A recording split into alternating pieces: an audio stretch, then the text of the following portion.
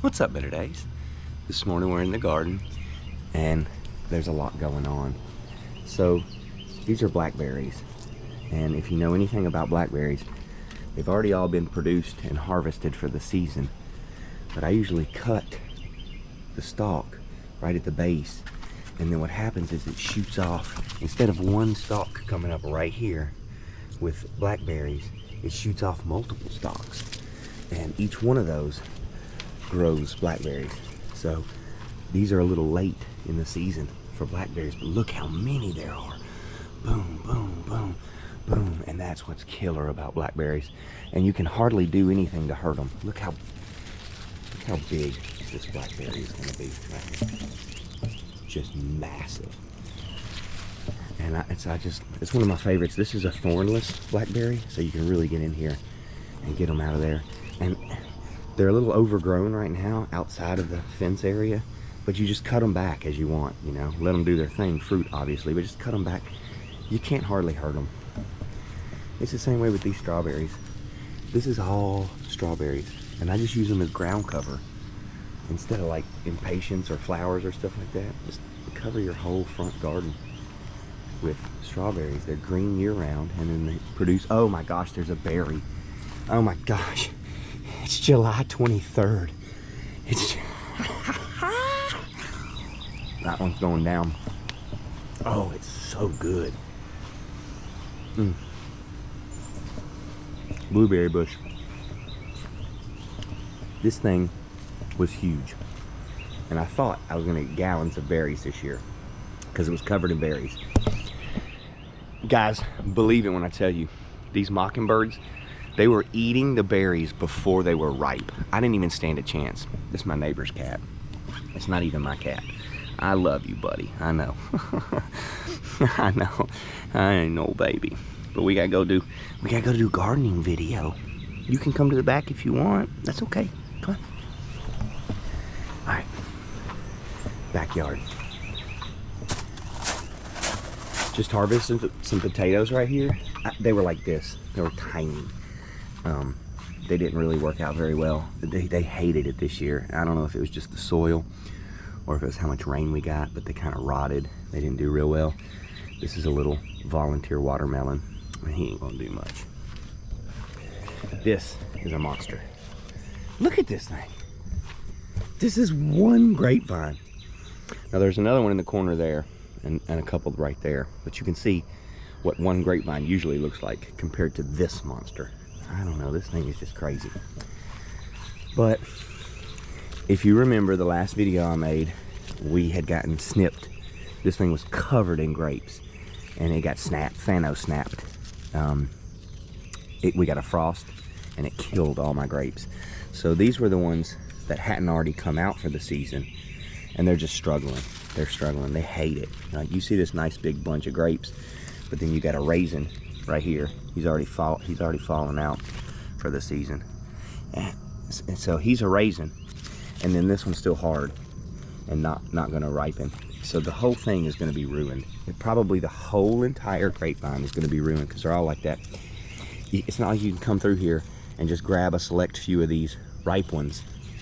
You need them all to ripen at the same time, but they're not doing that. So I'm going to do the best I can with them.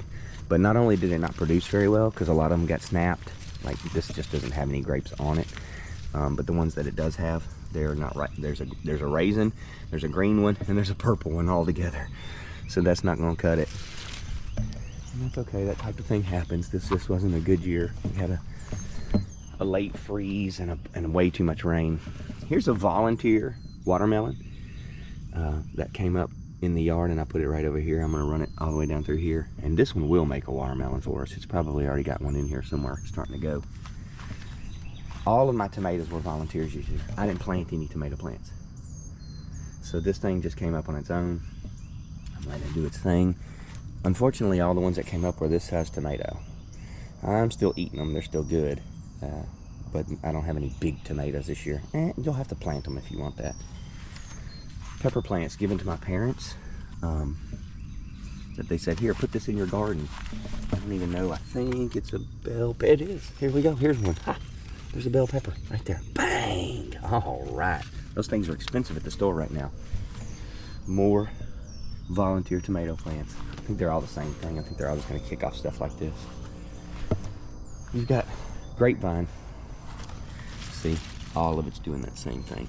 None of the grapes are, and it's not a problem with this vine. And I can tell you I know as much because the new grapevines, they have grapes on them. Some of them are ripe, some of them aren't. So it's just a product of this year. I finally got my peach tree kind of like in position. He didn't do anything this year. I mean, he made a bunch of peaches, they just never grew to size. I found out a lot about it though. I had too many peaches on here. There was thousands of these things.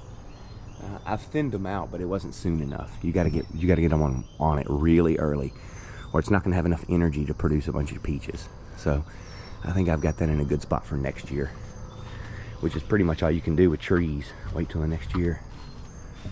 Volunteer tomato. Morning Glory. This Morning Glory volunteered here. This is where I had a vine last year. It decided it wanted to come back up here. There was some seeds in the ground, so we'll see if we can get it to flower. Well, there's a flower right there. No, that's a leaf. These are all strawberries. You gotta have somewhere for them to grow over the summer if you want to grow a whole bunch of them next spring.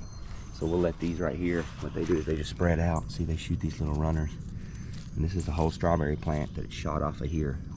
And it shoots, and it sits right there in the ground. And then it shoots another one out. And it keeps doing that. And they just spread everywhere. They're great. These are those other grapes. See, you got some that are ripe, some that aren't. If they don't ripen at the same time, it's tough to get a good harvest. More strawberries. Look at these strawberries. Well, see, so why are these doing so well compared to those other ones? Why are they just huge and green and tall? It's because they're under this tree.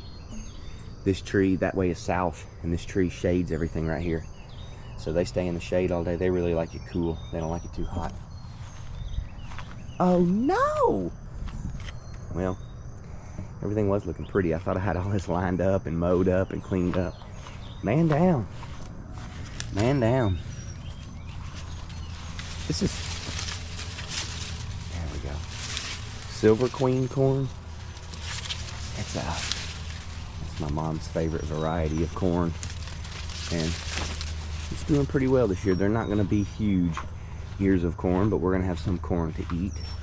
So the way this works, you got this brown tassel here, and this has already taken in the pollen, the silk has, and created the kernels down here.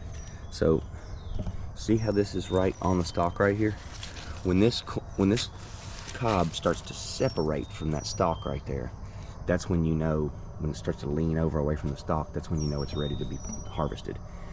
Right now, it's still hanging on there. It's probably not heavy enough. It needs to get a little more plump, a little more juicy, and it'll lean off of there.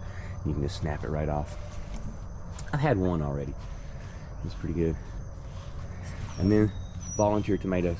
Just what's crazy about this row of tomatoes is they all came up right here. So like you can see where this little tomato on the ground here, like one will get bird pecked or something, or rot like that right there. That one's got some bird poop on it. I'll just throw that down, straight down. Boom. And then we'll have more tomatoes. But these all came up right here. Like I actually thinned these out. This one came up here, this one came up here, this one came up here, this one came up right here. So they were really well behaved this year. And we got lots of tomatoes to eat. And they're a little small, but you can slice them up and put them on a sandwich. Make them into a sauce. They're good for that. It's been fantastic for a lot of plants. For others, not so much. I think tomatoes like it in Tennessee no matter what you do. This grapevine, guys, I thought that one was a killer. I put that in a decade ago, and you see how big it is. This thing right here is going to be the one. First of all, I routed it around my gate. So I have swinging grapevine. Come on, how cool is that, right? So then he comes out this way and starts working back into the vine. Right here is the end of that. And look at this vine. It's not much more big around than a quarter. Look right here. It's about the same size around as a quarter. That's it. And it's this. Whoa. It's crazy. And I'm just working it down this fence around the corner. There's the end of it. Eventually we're going to take it all the way down to this fence right here. And we'll have it swinging on this right here as well.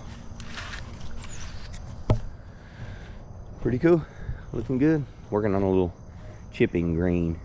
I won't be able to get my grass short enough to do any putting, but I've been taking my little wedge and chipping onto the green from around it. Just trying to work on my short game. Ain't a whole lot of room to do that back here, but I'm making the best of it. So that's the garden. I know I haven't been doing a lot of gardening videos lately. I've been taking people fishing. That's been my life. Taking you guys fishing. I am booked every week, multiple days, sometimes all week. So it's cool. I appreciate you guys. Thanks a lot for watching. Thanks a lot for hitting me up with the What's Up Better days. I love that. I always love that. This is the backyard garden at the end of July, and I don't know if I'll get to do another one of these this year. Maybe we'll do a little fall gardening, let you guys know what I've got going on, because you can definitely grow crops over the winter. So we'll show you what that looks like. Thanks for watching, you guys. Have a better day.